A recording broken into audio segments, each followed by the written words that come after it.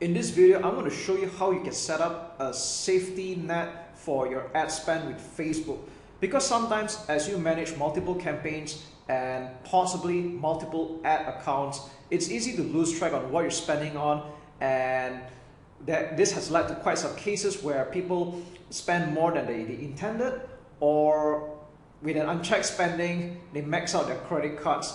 So this would be fantastic for you to set some kind of security in place. And the other reason would be just in case of a minuscule chance that your ad account had got hacked, this would be the maximum that you would so-called lose, okay? So what you're looking at right now is the payment settings. And as you can see that this account, we have set up the account spending limit.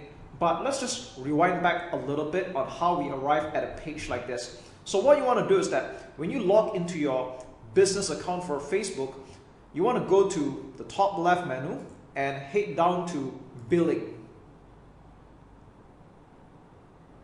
So this is the page where Facebook will send you all the invoices for every time you do an ad spend or a billing, but we're not going to stop here. So what you want to do is you want to go to the top right and click on payment settings.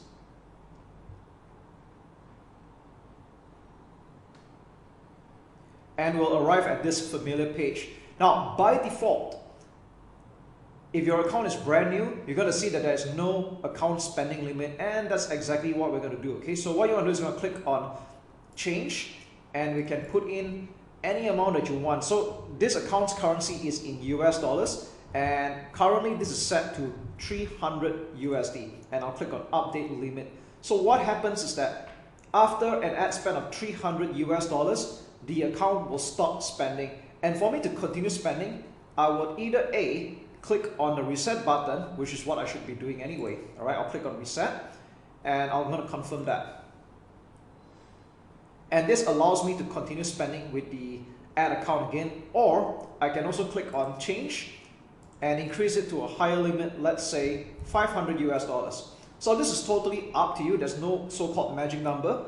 But as a rule of thumb, you don't want to put such a low amount, such as like $10 or $20. Otherwise, you have to keep coming back here and reset the ad spend at $5 to $10 or $20 for that matter. So you want to set up something a little bit higher, like a few $100s for beginners. And if you're spending a lot by the day, then obviously you want to increase your ad account spending limit.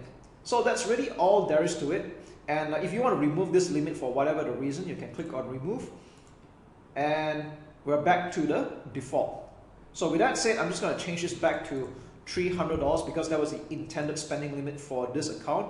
And there we go. We have just set up a security net in place for your ad spend with your credit card or debit card for the matter. Spy tools are now a thing of the past because even within Facebook itself, you can already start spying on any active advertisements that pages are running. And this has been the case since 2018, where Facebook, in an act of trying to be more transparent and of course to adjust with their Privacy Act, they start to allow anyone with a curious mind, and provided you know where to look at, to start viewing active advertisements that are being run by that page. So at this point, I've just opened up two particular examples, and I want to show you how you can spy on any Facebook pages that might or might not be running any advertisements. So for the purpose of this particular example, I'm going to show you Gary Vaynerchuk's FB page. And yes, he's the one of the top social media advocates and moguls. And in every Facebook page that you check out, right, you can always go to this part called the page transparency. And by the way, you can also view this in mobile. All right, you want to check out the page transparency, click on see more. And again, I'm not saying that what I'm teaching you is a very rocket science kind of thing. If you know where to look for this kind of information, it's pretty much right there, okay? And what we're seeing here right now is that you want to pay attention to this at the bottom, ads from this page. And ironically, this page is not currently running any advertisements. So with that said, when you see Facebook pages that are not running any active advertisements at all, this is what's going to show. It's not running any active ads, okay? So let's go check out another example. This is by renowned internet entrepreneur Frank Kern, and let's take a look at page transparency again. And you can see that this page is currently running ads. So if you want to take a look at what kind of advertisements that this page is running at the present time, we'll click on Go to Ad Library, and we'll take a look at the advertisements that are being run by the page, but normally the filter would be by your country. So here's the thing, like for example, I'm viewing this from Malaysia right now and he's not running any active advertisements here. So what you want to do is you want to click on perhaps filter by all countries, so we can take a look at the advertisements that he is running or this page is running, okay? Or you can even filter by specific countries like United States, and let's have a look. So we know that these are the advertisements that are running to the United States in particular, okay? And again, if you want to go filter, you can check out all. So once again, what I'm sharing with you here, to be very frank, it's not rocket science. Again, if you know where to look at, this is pretty much the place where you can see the advertisements that are being run by a page. And this is useful in a sense that if you are going to be an agency and you're planning to run advertisements for your clients, you can spy on their competitors to see whether they are running any advertisements, or if they are running any, at least get a sort of measure up what kind of competition you're up against. Now, this does not mean that it's a license for you to copy what other people are doing, and at the same time, just know that your competitors or any other Facebook marketer that know what they're doing, they can pretty much spy on your advertisements just as well. But again, this should not concern you or worry you, because in the grand scheme of things, who you really want to impress or who you really want to get are your target customers or your target clients. And most of the time, given the niche, they're not going to be aware of what I'm sharing you, despite the obvious, unless you're obviously marketing to an internet marketing savvy crowd. Then that would be a different story altogether. However, that shouldn't be of concern. Now, what's the use of spying on Facebook ads that are being run by pages like this? I just want to say that it's a good fact finding. It's good for you to model after what is working, or what is not working, and avoid them. And at least you have a good idea what kind of competition you are up against. All right. So as you can see, it's a very simple tool, and you don't have to buy any third-party tools like the old days anymore. It's pretty much right here. In fact, you can just go to facebook.com/ads/library, and you can pretty much check out any other Facebook page. Let's just say, for the fun of it, let's go to Star Wars. Okay, you have this is the official Star Wars, and let's see if they're running any advertisements, and yes, they do. Okay, so you can see what kind of advertisements they're running, and if you take a look, you can see what platforms they're running on as well. Like this is on Instagram exclusively, this is on Facebook exclusively, and there we go.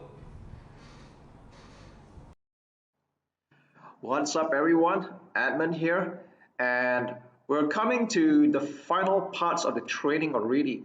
Now, before we get started, I want to make sure that you have already followed through on all the past week's training in Facebook advertising, and more importantly, that you have already taken action. And how do we know that? Is that you have already started running ads on your own.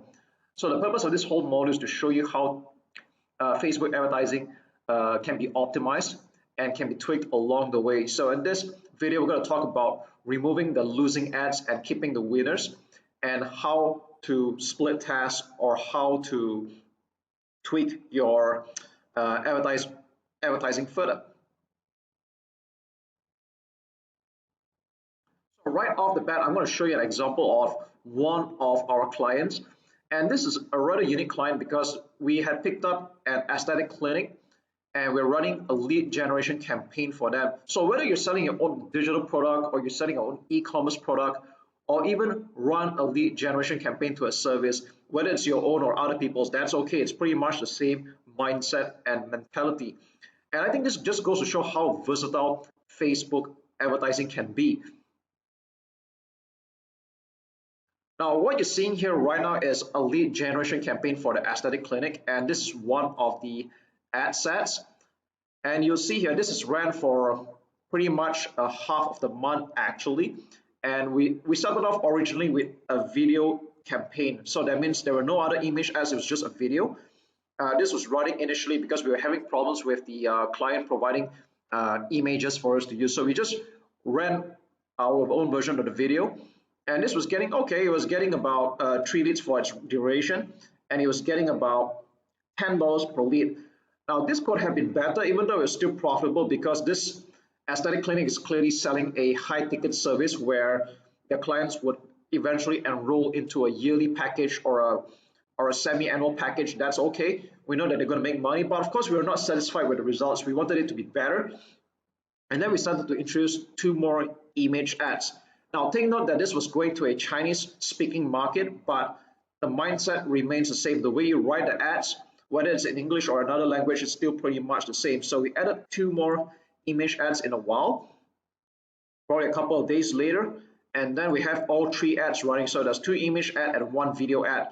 And we notice that we can see the stats here that this Chinese image ad number 1 was generating 6 leads, and the cost for acquiring the lead was a lot cheaper. It's like 1/3 the cost, $3.41. Wow.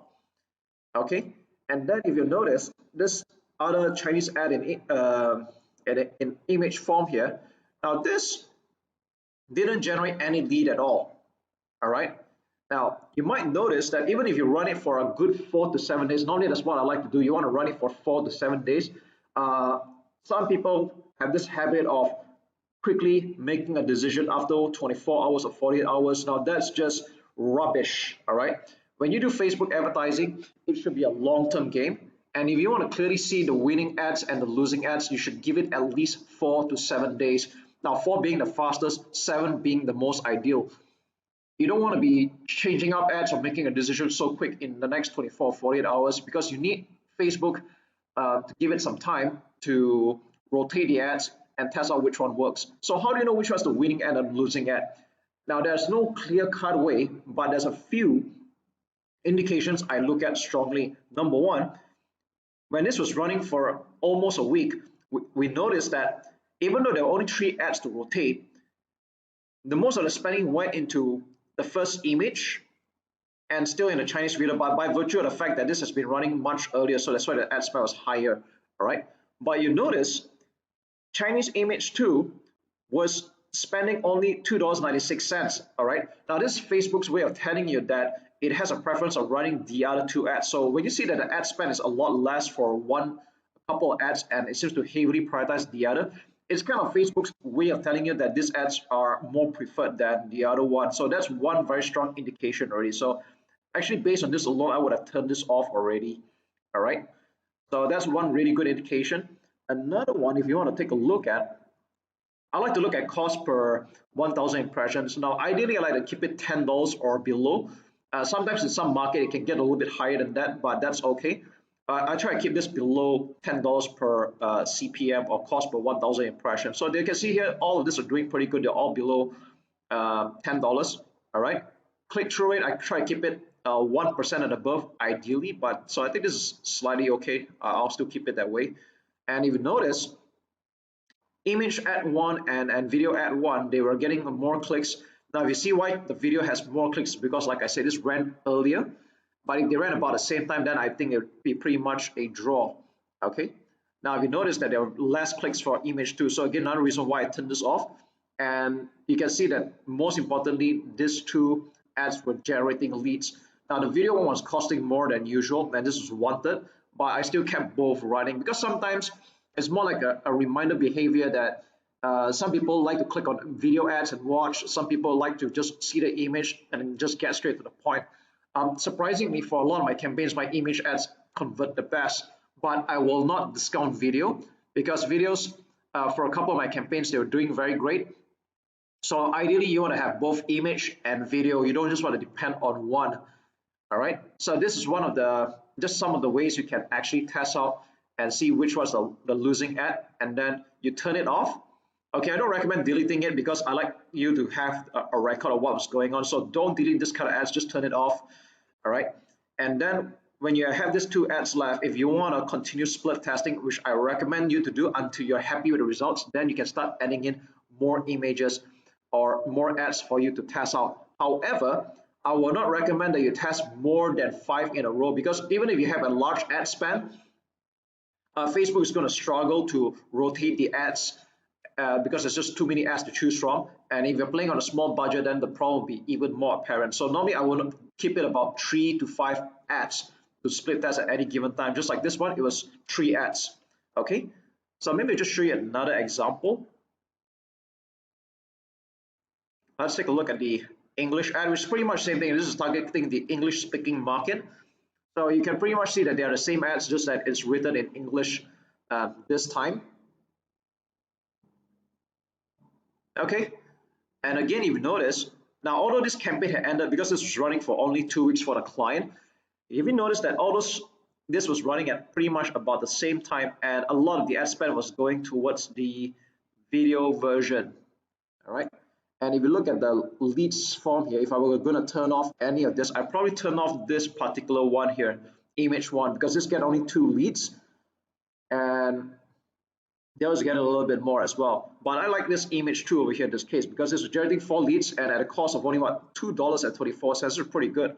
All right, but of course, like I said, you want to look at a few factors before you decide which one you want to turn off. There's no hard and fast rule. Ultimately, you should keep the profitable ad and the one that's getting you results. Sometimes the cost per lead can be slightly higher than usual, but if it's getting you results and you have a way of covering and profiting that through your funnels, then more power to you. All right, but between these 3 ads here, I'd say the image 2 is the winner. If I were to turn off any of the ads here, probably the image 1, since very little ad spend is going here. Or rather, this is actually still okay. All right, probably add in another video in this case. Okay, so that's really all there is to it. I'll be putting up a PDF version of this whole split tasking and optimizing so that you have a clearer picture. And all the best in your Facebook marketing success.